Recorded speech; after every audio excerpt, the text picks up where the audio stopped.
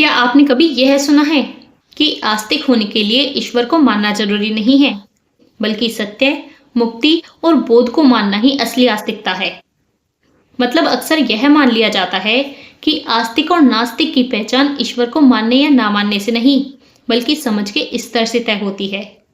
और यहीं पर अक्सर हम उलझ जाते हैं, क्योंकि जो बात सुनने में गहरी और सुंदर लगती है, तो उसे हम बिना जांचे पूरा सच मान लेते हैं। तो इस वीडियो में हम यही समझने की कोशिश करेंगे कि बिना ईश्वर को माने भी सच्चा आस्तिक बना जा सकता है। ऐसी बातों में समझ आखिर कहाँ अधूरी रह जाती है। नमस्कार, कन्फ्यूजन से क्लैरिटी के लिए आप गुरु की इस वीडियो में आपका स्वागत है।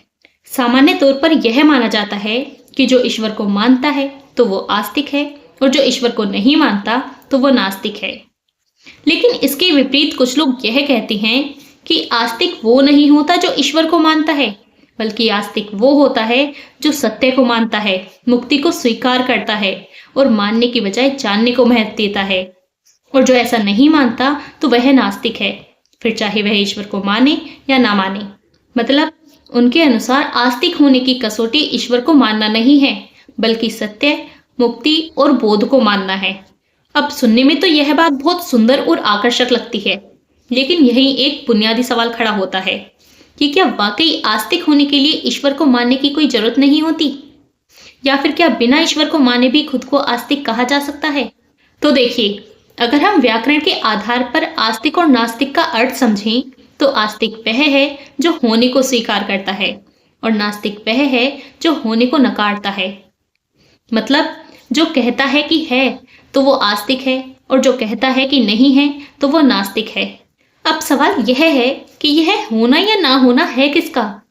तो यहाँ समझने की बात यह है कि संसार का प्रत्यक्ष तो सभी को होता है, इसलिए यह होना या ना होना संसार के संबंध में नहीं हो सकता है, बल्कि यह होना या ना होना उस अदृश्य चेतन सत्ता के संबंध में है जिसका प्रत्यक्ष सभी को नहीं होता है, जैसे कि जीवात्मा और ईश्वर।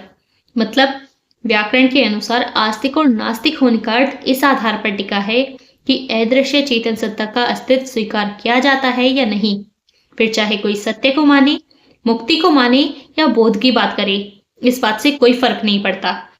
इस दृष्टि से देखें तो व्याकरण के अर्थ के अनुसार यह समझ में आता है कि आस्तिक वो है जो जीवात्मा और ईश्वर के होने को स्वीकार करता है, और नास्तिक वो है जो जीवात्मा और ईश्वर के होने को नकारता है।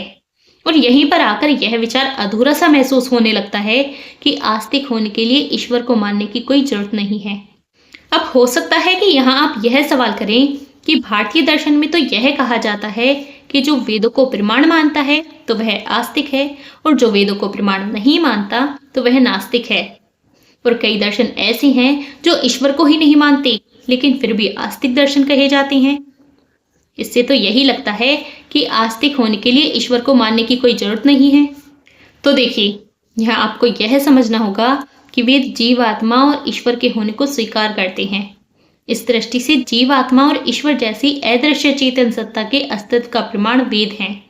और जब वेदों को प्रमाण मानना या ना मानना आस्तिक और नास्तिक होने की कसौटी बनता है, तब वेदों को प्रमाण मानना या ना मानना जीवात्मा और ईश्वर को मानने या ना मानने का भी प्रमाण बन जाता है। इस दृष्टिकोण से अब चाहे आप यह कहें कि जो जीवात्मा और ईश्वर के होने को स्वीकार करता है वह आस्तिक है, या फिर चाहे आप यह कहें कि जो वेदों को प्रमाण मानता है वह आस्तिक है, तो यहाँ दोनों बातों का एक ही अर्थ है। मतलब वेदों को प्रमाण मानने वाला व्यक्ति वास्तव में जीवात्मा और ईश्वर जैसी अदृश्य चेतन सत्ता के अस्तित्व को स्वीकार कर रहा होता है।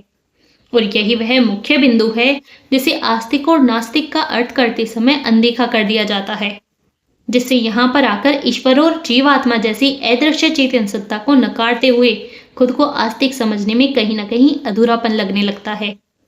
अब अगर यह सुनते हुए आपको ऐसा लग रहा है कि यह बात पहले पूरी लगती थी लेकिन अब इसमें अधूरापन दिखाई देने लगा है, तो यहाँ हम हर वीडियो में ऐसे ही जगहों को देखने की कोशिश करते हैं जहाँ समझ अधूरी रह जाती है।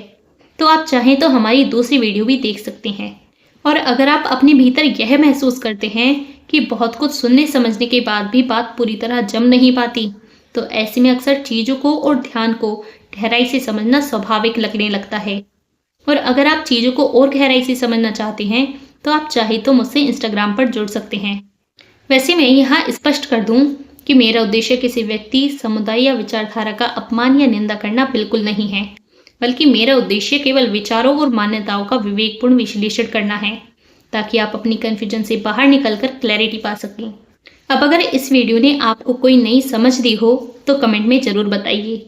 वीडियो पसंद आया हो तो लाइक करें, शेयर करें और अगर आपने अभी तक चैनल सब्सक्राइब नहीं किया है तो कन्फ्यूजन से क्लैरिटी की और वीडियो देखने के लिए सब्सक्राइब ज़रूर करें। इस वीडियो को देखने के लिए आपका धन्यवाद। मिलते हैं अगली वीडियो में।